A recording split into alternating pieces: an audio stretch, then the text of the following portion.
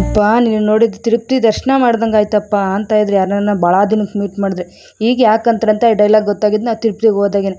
ನಾನು 15 ವರ್ಷದ ಕೆಳಗಡೆ ಹೋದ್ಮೇಲೆ ಅಷ್ಟೊಂದು ರಶ್ ಇರ್ತಾ ಇರಲಿಲ್ಲ. ಈಗ ಬಂದುಬಿಟ್ಟು ಒಂದು ಟಿಕೆಟ್ ತೊಗೋಬೇಕಂದ್ರೂ ಕ್ಯೂ ಅಲ್ಲಿ ಹೋಗಬೇಕು. ಒಂದು 2 ದಿನ ಪ್ಲ್ಯಾನ್ ಮಾಡ್ಕೊಂಡು ಹೋಗಲೇಬೇಕು ದರ್ಶನ ಮಾಡಬೇಕು ಅಂತಂದರೆ.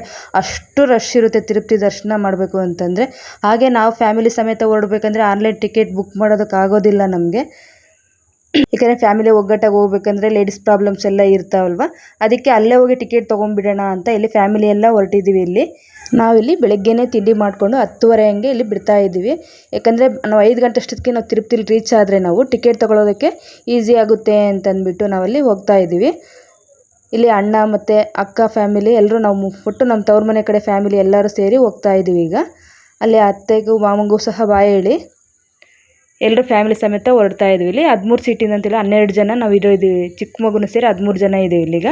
ಇನ್ನು ಮಧ್ಯಾಹ್ನ ಆಗಿತ್ತಲ್ವ, ಊಟ ಮಾಡ್ಕೊಂಡು ಹೋಗ್ಬಿಡೋಣ ಅಂತಂದು ಮುಳುಬಾಗಿಲು ದೋಸೆ ಅಂತ ಇತ್ತಲ್ಲ, ಮುಳುಬಾಗಿಲು ಹತ್ರ ಅಲ್ಲೇ ಊಟ ಮಾಡ್ಕೊಂಬಿಡೋಣ ಅಂತ ಹೋಗ್ತಾ ಇದ್ದೀವಿ. ಈಗ ಮಕ್ಕಳೆಲ್ಲನೂ ಸ್ವಲ್ಪ ನೂಡಲ್ಸು ಆ ಥರ ಎಲ್ಲ ತೊಗೊಂಡ್ರು. ನಾವು ರೋಟಿ ಕರಿ ಇರಲಿ ಅಂತಲೇ ರೋಟಿ ಕರಿ ತೊಗೊಂಡ್ವಿ. ಮುಳುಬಾಗಿಲು ದೋಸೆನೂ ತುಂಬ ಟೇಸ್ಟಿಯಾಗಿತ್ತು. ನಾನು ಇಲ್ಲಿ ವೀಡಿಯೋದಲ್ಲಿ ತೋರ್ಸೋಕ್ಕಾಗಲಿಲ್ಲ ಅದನ್ನು. ನಾವಿಲ್ಲಿ ಕಾಜು ಮಸಾಲ ಮತ್ತು ಕ್ಯಾಪ್ಸಿಕಮ್ ಕರಿ ಟ್ರೈ ಮಾಡಿ ತುಂಬಾ ಟೇಸ್ಟ್ ಚೆನ್ನಾಗಿತ್ತು. ರೇಟೂ ಹಾಗೆ ಇರುತ್ತೆ, ಆದರೆ ಟೇಸ್ಟ್ ಅಂತೂ ತುಂಬ ಚೆನ್ನಾಗಿತ್ತು. ಮಶ್ರೂಮ್ ಪಲಾವೇನು ಅಷ್ಟೊಂದು ಚೆನ್ನಾಗಿರಲಿಲ್ಲ. ಇಲ್ಲಿ ರೋಟಿ ಕರಿ ಅಂತೂ ಇಷ್ಟ ಆಯಿತು ನಮಗೆ. ಇನ್ನು ನೂಡಲ್ಸು ಅವೆಲ್ಲ ಮಕ್ಕಳಿಗೆ ಇಷ್ಟ ಆಯಿತು, ನಮಗೂ ಅಷ್ಟೊಂದು ಇಷ್ಟ ಆಗಲಿಲ್ಲ.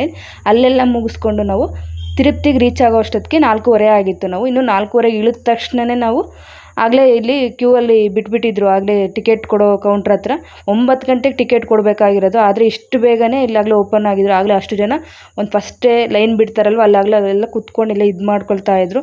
ನಾವು ಸಹ ಬಂದು 3ನೇ ಲೈನಲ್ಲಿ ಈ ಕಡೆ ಎಲ್ಲ ಕುತ್ಕೊಂಡು ಟೈಮ್ ಸ್ಪೆಂಡ್ ಮಾಡೋದು ಭಾಳ ಕಷ್ಟ ಆಗುತ್ತೆ. ಯಾಕಂದರೆ ನಾವು 5 ಗಂಟೆಗೆ ಹೋಗಿರೋದು, 9 ಗಂಟೆ ತನಕ ಟೈಮ್ ಸ್ಪೆಂಡ್ ಮಾಡಬೇಕಂದ್ರೆ ತುಂಬ ಕಷ್ಟ ಆಗುತ್ತೆ. ಮಕ್ಕಳಿದ್ರೆ ಅಂತೂ ಏನಾದ್ರು ಸ್ನ್ಯಾಕ್ಸು ಅವೆಲ್ಲ ಇಟ್ಕೊಂಡೋಗಿ ಕುತ್ಕೊಳ್ಳೇಬೇಕು. ಇಲ್ಲಾಂದರೆ ಇನ್ನೊಂದು ಸತಿ ನಾವು ಹೋಗ್ಬೇಕಂದ್ರೆ ಫುಲ್ ಹಿಂದೆ ಹೋಗಿ ಬರಬೇಕು, ಮಕ್ಕಳಿಗೆಲ್ಲ ತಗೊಬರ್ಬೇಕು ಅಂತಂದರೆ. ನೋಡಿ ಎಲ್ಲರೂ ಫುಲ್ಲು ಸ್ಟ್ರೈನ್ ಆಗಿಬಿಟ್ಟಿದ್ದು. ಜರ್ನಿ ಮಾಡಿ ಹಿಂದೆನೇ ಹೋಗಿ ಅಲ್ಲಿ ಬಿಸಿಲಲ್ಲಿ ಕುತ್ಕೋಬೇಕು ಅಂದರೆ ಟಿಕೆಟ್ ತೊಗೊಳಕ್ಕೆ.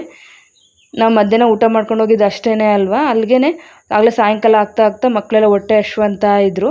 ಇನ್ನು ಅಕ್ಕ ಚಿತ್ರಾನ್ನ ತೊಗೊಂಬಂದಿತ್ತಲ್ಲ, ಅದನ್ನೇ ಸ್ವಲ್ಪ ತಿಂದ್ಕೊಂಡು ಅಡ್ಜಸ್ಟ್ ಮಾಡಿಕೊಂಡು ಈಗ ಒಂದು 7 ಗಂಟೆಗೆಲ್ಲ ಸ್ವಲ್ಪ ಈ ಕಡೆ ಗೇಟ್ ಓಪನ್ ಮಾಡ್ತಾರೆ. ಸ್ವಲ್ಪ ಫ್ಯಾನ್ ಎಲ್ಲ ವ್ಯವಸ್ಥೆ ಇರುತ್ತೆ, ಕುತ್ಕೊಳ್ಳೋಕೆ ಆ ಕಡೆ ಈ ಕಡೆ ನೀರಿನ ವ್ಯವಸ್ಥೆ ಎಲ್ಲ ಇರುತ್ತೆ. ಇಲ್ಲಿ ಈ ಕಡೆ ತುಂಬ ಚೆನ್ನಾಗಿರುತ್ತೆ ಈ ಕಡೆ ಎಲ್ಲ ಕೂತ್ಕೊಳ್ಳೋಕೆ. ಇಲ್ಲೂ ಸಹ ಅಷ್ಟೇ, ಒಂದು 7 ಗಂಟೆಗೆ ಬಿಟ್ಟಿದ್ದಾರೆ ಅಂದರೆ 9 ಗಂಟೆ ತನಕ ಸ್ಟೇ ಮಾಡಿಸ್ತಾರೆ ಅಲ್ಲೆಲ್ಲ. ನಡ್ಕೊತ ಹೋಗ್ತಾನೇ ಇರಬೇಕು, ಮೂವ್ ಆಗ್ತಾನೆ ಇರಬೇಕು. ಜನ ಅಂದರೆ ಸಖತ್ತು ಜನ ಇರ್ತಾರೆ, ಇನ್ನೂ ಬರ್ತಾನೆ ಇರ್ತಾರೆ. ನಾವು 9 ಗಂಟೆ ಟಿಕೆಟ್ ತೊಗೊಳ್ಬೇಕು ಅಂತಂದ್ರೂ. ಇನ್ನು ಎಲ್ಲರೂ ಸ್ವಲ್ಪ ಆಗಾಗ ಎಲ್ಲ ಬೇಜಾರಾಗ್ತಾ ಇತ್ತಲ್ವ, ಹೆಂಗೆ RCB ಎಲ್ಲ ಮ್ಯಾಚ್ ನಡೀತಾ ಇದ್ದರೆ ಕ್ರಿಕೆಟ್ ನೋಡೋಣ ಅಂತ ಇನ್ನು ಮೊಬೈಲೆಲ್ಲ ಕನೆಕ್ಟ್ ಮಾಡಿಕೊಂಡು ಇಲ್ಲೆಲ್ಲ ಕ್ರಿಕೆಟ್ ನೋಡ್ತಾ ಇದ್ದಾರೆ. ಈಗ ಹೆಂಗೋ ಟೈಮ್ ಸ್ಪೆಂಡ್ ಮಾಡ್ಕೊತಾ ಇದ್ವಿ ಅಲ್ಲೆಲ್ಲ ಕುತ್ಕೊಂಡು. ನಾವೀಗ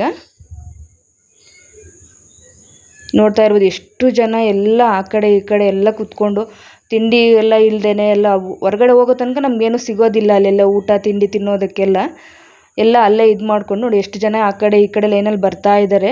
ಒಂದು ಟಿಕೆಟ್ ತೊಗೊಳ್ಬೇಕು ಅಂದ್ರೆ ಮುಂಚೆನೇ ಪ್ಲ್ಯಾನ್ ಮಾಡಬೇಕು. ಆದಷ್ಟು ಆನ್ಲೈನಲ್ಲಿ ಬುಕ್ ಮಾಡ್ಕೊಂಡು ಹೋಗೋ ಥರ ಟ್ರೈ ಮಾಡಿ. ನೋಡಿ ಆ ಕಡೆ ಕಾಣ್ತಾ ಇದೆಯಲ್ಲ ಕೌಂಟ್ರು, ಅಲ್ಲಿ ಟಿಕೆಟ್ ತೊಗೋಬೇಕು ನಾವಿಲ್ಲಿ.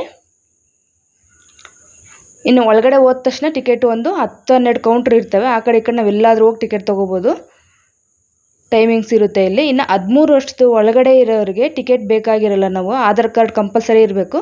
13 ವರ್ಷದ ಒಳಗಡೆ ಇರೋರಿಗೆ ಮಾತ್ರ ಟಿಕೆಟ್ ಏನು ಬೇಕಾಗಿರಲ್ಲ. ನಾವು ಸಹ 2 ಟಿಕೆಟ್ ತೊಗೊಂಡು ಹೊರಗಡೆ ಬಂದ್ವಿ. ಇನ್ನಾಗಲೇ 10 ಗಂಟೆ ಆಗಿತ್ತಲ್ವ, ಸ್ವಲ್ಪ ಊಟ ಮಾಡ್ಕೊಂಬಿಡೋಣ ಅಂತ ಅಲ್ಲೇ ಪಕ್ಕದಲ್ಲಿರೋ ಗರುಡ ಫುಡ್ಸ್ ಅಂತ ಅಲ್ಲಿಗೆ ಹೋದ್ವಿ. ಸ್ವಲ್ಪ ಟೇಸ್ಟ್ ವೈಸ್ ಏನು ಅಷ್ಟೊಂದು ಇಷ್ಟ ಆಗಲಿಲ್ಲ ನಮಗೆ. ಸ್ವಲ್ಪ ತಿಂದ್ಕೊಂಡು ಫಸ್ಟ್ ರೆಸ್ಟ್ ಮಾಡ್ಕೊಂಬಿಡೋಣ ಅಂತಂದು ಇಲ್ಲಿ ಒಂದು ಹೋಮ್ ಸ್ಟೇನ ಹುಡುಕ್ತಾ ಇದ್ದರೆ, ಇದು ಡಬಲ್ ಬೆಡ್ರೂಮ್ ಮನೆ ಥರನೇ ಇರೋ ಅಂಥದ್ದು. ಒಂದು 6 ಸೀಟ್, ಒಂದು 6 ಜನ ಮಲ್ಕೊಳ್ಳೋ ಅಂಥದ್ದು ಬೆಡ್ ಅರೇಂಜ್ ಮಾಡ್ಕೊಂಡ್ವಿ. ಫುಲ್ AC ರೂಮ್ ಇದು. ಗಂಡು ಮಕ್ಕಳೆಲ್ಲ ಬಂದುಬಿಟ್ಟು ಹೊರಗಡೆ ಹಾಲಲ್ಲಿ ಮಲ್ಕೊಂಡ್ರು, ಅಲ್ಲಿ ಫ್ಯಾನ್ ಇದ್ದರೆ. ನಾವು ಹೆಣ್ಮಕ್ಳೆಲ್ಲ ಇಲ್ಲಿ ರೂಮಲ್ಲೇ ಶೇರ್ ಮಾಡ್ಕೊಂಡ್ವಿ. ಇದು ಸಹ ಬಂದುಬಿಟ್ಟು 24 ಅವರ್ಸ್ಗೆ ಇಲ್ಲಿ 3,500 ರೂಪಾಯಿ ತೊಗೊಂಡ್ರು. ನಾವು 6 ಜನ ಗಂಡು ಮಕ್ಳು ಇದ್ದಿದ್ದು, ಒಟ್ಟು 12 ಜನ ಅಂತ ಹೇಳಿದ್ನಲ್ಲ, ಅಷ್ಟು ಜನಕ್ಕೂ ಸೇರಿ ಒಟ್ಟು 3,500 4,000 ರೂಪಾಯಿ ಬಿಲ್ ಮಾಡಿದ್ರು ಅಲ್ಲೆಲ್ಲ ನಮಗೆ. ಅದು ತುಂಬ ಚೆನ್ನಾಗಿತ್ತು. ಯಾಕಂದರೆ ಹೋಟೆಲು ಲಾಡ್ಜ್ಗಿಂತ ಈ ಥರ ಮನೆಯಲ್ಲೇ ಈ ಥರ ಡಬಲ್ ಬೆಡ್ರೂಮ್ ಥರ ಕೊಟ್ಟಿದ್ರಲ್ಲ, ಚೆನ್ನಾಗಿತ್ತು ಅಂತ ಅನ್ನಿಸ್ತು.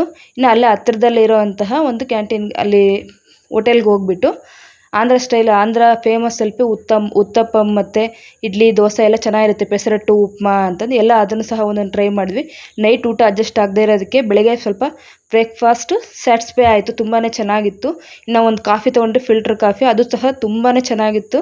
ಎಲ್ಲ ಕುಡಿದು ಇನ್ನು ಗಾಡೀಲಿ ಹೋಗ್ತಾ ಏನಾದರೂ ತಿನ್ನೋದಕ್ಕೆ ಬೇಕಾಗುತ್ತಲ್ವ ಮಕ್ಕಳಿಗೆಲ್ಲ ಅಂತಂದ್ಬಿಟ್ಟು ಅಲ್ಲೇ ಮಾರ್ಟ್ ಹತ್ರ ಹೋಗ್ಬಿಟ್ಟು ಫ್ರೆಶ್ ಫ್ರೂಟ್ಸ್ ಅಂತ ತರಕಾರಿ ಎಲ್ಲ ಇರುತ್ತೆ ಅಲ್ಲಿ, ಅದಕ್ಕೆ ಇಲ್ಲೇ ತೊಗೊಂಡೋಗ್ಬಿಡೋಣ, ಅಲ್ಲೇದಲ್ಲೇ ಯಾಕೆ ತೊಗೊಳೋದು, ಇಲ್ಲಿ ರೇಟೂ ಕಡಿಮೆ ಇರುತ್ತೆ ಅಂತಂದ್ಬಿಟ್ಟು ಇಲ್ಲೇ ಎಲ್ಲ ಫ್ರೂಟ್ಸು ಮತ್ತು ಸ್ನ್ಯಾಕ್ಸ್ ಎಲ್ಲ ತೊಗೊಳ್ತಾ ಇದ್ದೀವಿ. ಈಗ ಜ್ಯೂಸು ಎಲ್ಲ ಅದನ್ನೆಲ್ಲ ತೊಗೊಂಡು ನೋಡಿ, ಇಲ್ಲಿಂದನೇ ಪಾದಯಾತ್ರೆ ಮಾಡೋರು ಅಂದರೆ ನಡ್ಕೊಂಡು ಹೋಗೋರೆಲ್ಲ ಬೆಟ್ಟಕ್ಕೆ ಈ ಕಡೆ ಆ ಕಡೆಯಿಂದ ನಡ್ಕೊಂಡು ಹೋಗ್ತಾ ಇರ್ತಾರೆ. ನಾವು ನಡೆಯೋಕ್ಕೆಲ್ಲ ನೈಟೇ ಅಷ್ಟೊತ್ತು ತನಕ ವೆಯ್ಟ್ ಮಾಡಿದ್ವಲ್ಲ, ನಡೆಯೋದೆಲ್ಲ ಆಗಲ್ಲ ಮಕ್ಕಳನ್ನ ಇಟ್ಕೊಂಡು ಅಂತಂದು ಗಾಡೀಲೇ ಹೋಗ್ಬಿಡೋಣ ತಿರುಪ್ತಿಗೆ ಅಂತ ಹೋಗ್ತಾ ಇದ್ವಿ. ಇಲ್ಲಿ ಬಂದುಬಿಟ್ಟು ಫುಲ್ಲು ಲಗೇಜ್ ಎಲ್ಲ ಚೆಕ್ ಮಾಡ್ತಾರೆ ನಮಗೆ, ಏನಿದ್ರು ಫುಲ್ ಗಾಡಿ ಸಮೇತ ಮನುಷ್ಯರು ಎಲ್ಲರನ್ನೂ ಚೆಕ್ ಮಾಡ್ತಾರೆ. ಲೇಡೀಸ್ ಒಂದು ಸೈಡ್ ಕಳಿಸಿ ಮತ್ತು ಬಾಯ್ಸ್ ಎಲ್ಲ ಒಂದು ಕಡೆ, ನಮ್ಮ ಲಗೇಜ್ ಏನೇನಿದೆಯೋ ಎಲ್ಲ ಫುಲ್ ಸ್ಕ್ಯಾನ್ ಮಾಡ್ತಾರೆ. ಅಲ್ಲಿ ಏನಾದರೂ ಇದ್ದರೆ ಅಲ್ಲೇ ತೆಗೆದಾಕ್ಬಿಡ್ತಾರೆ ಅಲ್ಲೆಲ್ಲ. ನಮಗೆ ಮೇಲಕ್ಕೆ ಪ್ಲಾಸ್ಟಿಕ್ ಬಾಟ್ಲು ಅವೆಲ್ಲ ಏನು ಅಂತ ಹೋಗೋ ಆಗಿಲ್ಲ, ಆ ಥರ ಎಲ್ಲ ಫುಲ್ಲು ಚೆನ್ನಾಗಿ ಹೈಜಿನಿಕ್ಕಾಗಿರುತ್ತೆ ಮೇಲೆ ಎಲ್ಲ ಸ್ವಲ್ಪ. ಇನ್ನು ಅಲ್ಲೆಲ್ಲ ಚೆಕ್ಕಿಂಗ್ ಎಲ್ಲ ಮುಗಿಸ್ಕೊಂಡು ನಾವು ಈಗ ಬೆಟ್ಟಕ್ಕೆ ಹೋಗ್ತಾ ಇದ್ವಿ. ಇಲ್ಲಿಂದ ನಾವು ಸ್ಟಾರ್ಟ್ ಮಾಡಿದ್ರೆ 45 ನಿಮಿಷದ ಒಳಗಡೆನೇ ನಾವು ಅಲ್ಲಿ ಮೇಲೆ ತಿರುಪ್ತಿಲಿ ಇರಬೇಕು. ಇಲ್ಲಾಂದರೆ ಎಲ್ಲನ ಸ್ಟೇ ಆಗಿದ್ದರೆ ಸ್ವಲ್ಪ ರೀಸನ್ ಕೊಡಬೇಕಾಗುತ್ತಂತೆ, ಯಾಕಂದರೆ ಏನಾದರೂ ನಿಲ್ಲಿಸಿದ್ರೆ ಒಟ್ಟು ಫೈನ್ ಆಗ್ತಾರೆ ಅಂತ ಹೇಳ್ತಾ ಇದ್ರು ನಮಗೆ. ನಾವು ಅಷ್ಟರೊಳಗಡೆ ರೀಚ್ ಆದ್ವಿ. ಅಲ್ಲಿಂದ ಬೋರ್ಡ್ಗಳಲ್ಲೆಲ್ಲ ಗೋವಿಂದ ಗೋವಿಂದ ಅಂತ ಎಲ್ಲ ಇಟ್ಟಿರ್ತಾರೆ, ಮಂತ್ರಗಳ ಥರ ಬರೆದಿರ್ತಾರೆ, ಅವನ್ನೆಲ್ಲ ಓದ್ಕೊಳ್ತಾ ಹೋಗ್ತಾ ಇದ್ದರೆ ತುಂಬಾ ಚೆನ್ನಾಗಿರುತ್ತೆ ಅಲ್ಲಿ. ಇನ್ನು ಮೇಲೆ ತಿರುಪ್ತಿಗೆ ಬಂದ ತಕ್ಷಣ ನಾವು ಅಲ್ಲಿ ಗಾಡಿ ಸೈಡ್ಗೆ ಹಾಕ್ಬಿಟ್ಟು ಫಸ್ಟು ನಾವು ಬೋಡ ಮಾಡಿಸ್ಬಿಡೋಣ ಅಂತಂದು ಇಲ್ಲಿ ಎಲ್ಲರೂ ಗಂಡು ಮಕ್ಕಳೆಲ್ಲರೂ ಬೋಡ ಮಾಡಿಸ್ಕೊಳ್ತಾ ಇದ್ದಾರೆ.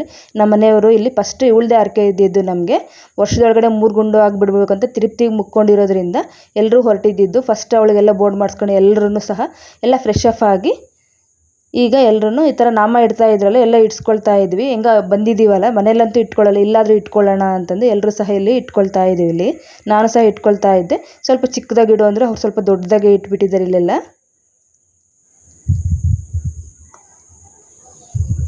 ಇನ್ನು ಎಲ್ಲರೂ ಹೊರಡ್ತಾ ಇದ್ವಿ. ಟೋಪಿ ಅವೆಲ್ಲ ತಗೊಳ್ಳೋ ಅವಶ್ಯಕತೆ ಇರಲಿಲ್ಲ, ಎಲ್ಲ ಇತ್ತಲ್ವಾ ಅಂತಂದು. ಪರ್ಚೇಸಿಂಗ್ ಮಾಡೋದಾದರೆ ತುಂಬ ಸ್ವಲ್ಪ ಚೀಪ್ ಆ್ಯಂಡ್ ಬೆಸ್ಟಾಗೆ ಸಿಗುತ್ತೆ ಅಲ್ಲಿ.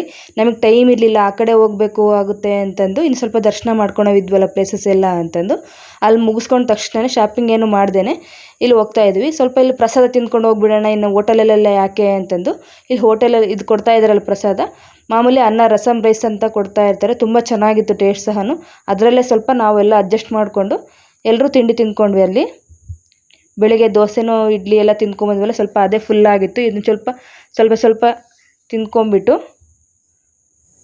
ಇಲ್ಲಿ ಹೇಳಿದ್ನಲ್ವ ಪ್ಲಾಸ್ಟಿಕ್ ಏನೂ ಉಪಯೋಗಿಸೋ ಹಾಗಿಲ್ಲ ಅಂತ, ಇಲ್ಲಿ ಈ ಥರ ಗಾಜಿನ ಬಾಟ್ಲು ಕೊಡ್ತಾರೆ.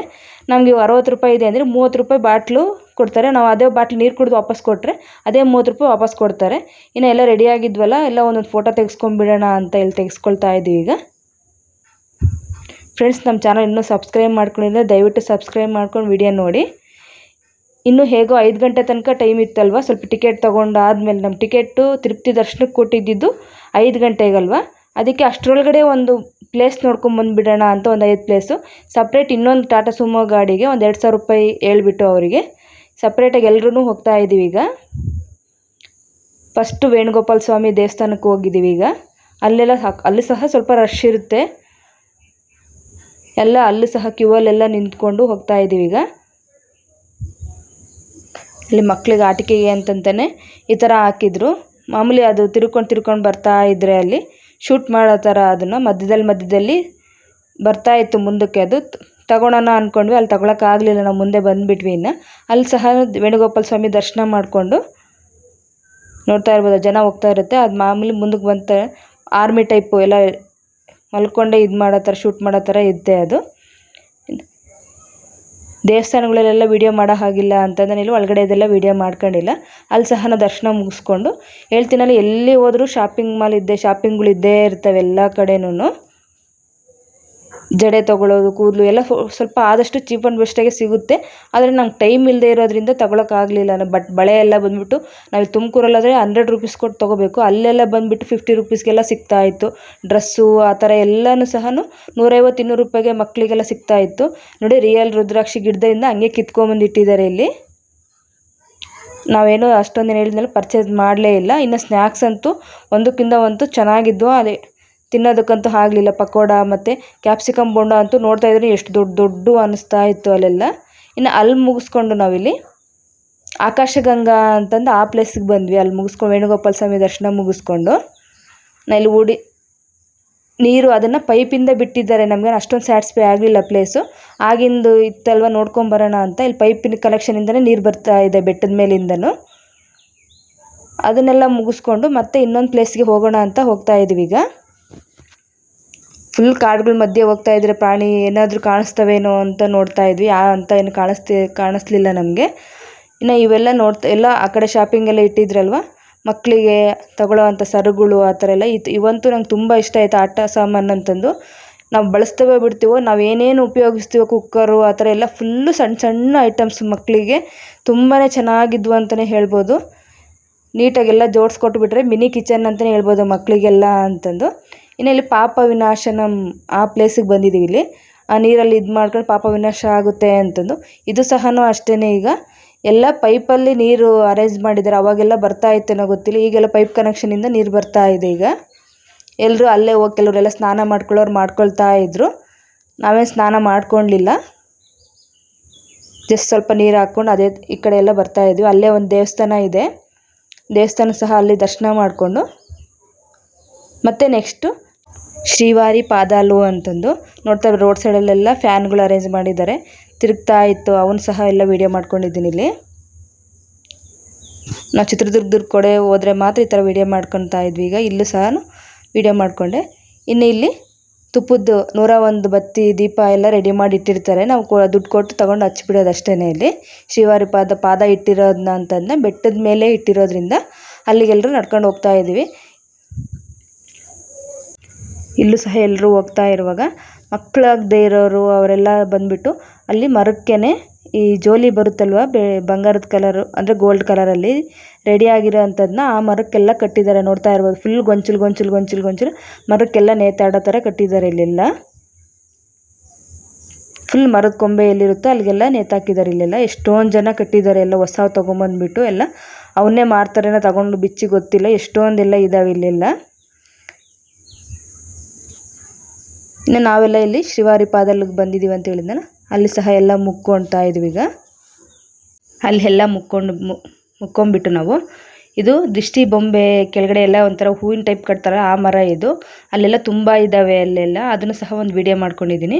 ಇನ್ನು ಅದನ್ನೆಲ್ಲ ಮುಗಿಸ್ಕೊಂಡು ದರ್ಶನ ಮಾಡಿಕೊಂಡು ಶಿಲಾತೋರಣ ಮತ್ತು ಚಕ್ರತೀರ್ಥ ಅಂತ ಆ ಪ್ಲೇಸಿಗೆ ಬಂದಿದ್ವಿ ನಾವಿಲ್ಲಿ.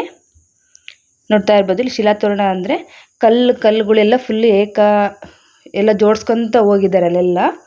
ಅದನ್ನೇ ಶಿಲಾತೋರಣ ಅಂತಂದು. ಅದನ್ನು ಅಷ್ಟೊಂದು ಇಷ್ಟ ಆಗಲಿಲ್ಲ. ಚಕ್ರತೀರ್ಥ ಶಿಲಾತೋರಣ ಏನೋ ಅಂತ ನೋಡೋ ಅಂಥ ಪ್ಲೇಸ್ ಏನು ಅಲ್ಲ ಅದು ನಮಗೆ.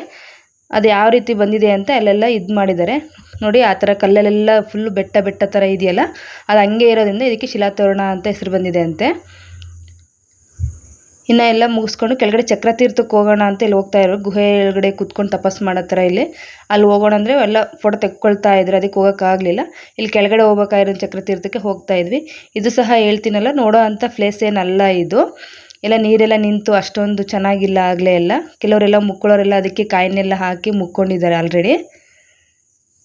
ಇನ್ನು ಕೆಳಗಡೆ ಒಂದು ದೇವಸ್ಥಾನ ಇರೋದ್ರಿಂದ ಅಲ್ಲೇ ಹೋಗ್ಬಿಟ್ಟು ಲಕ್ಷ್ಮೀ ಮತ್ತು ಕೆಳಗಡೆ ಒಂದು ಚಿಕ್ಕ ಮಂಟಪ ಇದೆ, ಅಲ್ಲೇ ನಾವೆಲ್ಲ ಮುಕ್ಕೊಂಡು ಬಂದ್ವಿ. ಇನ್ನು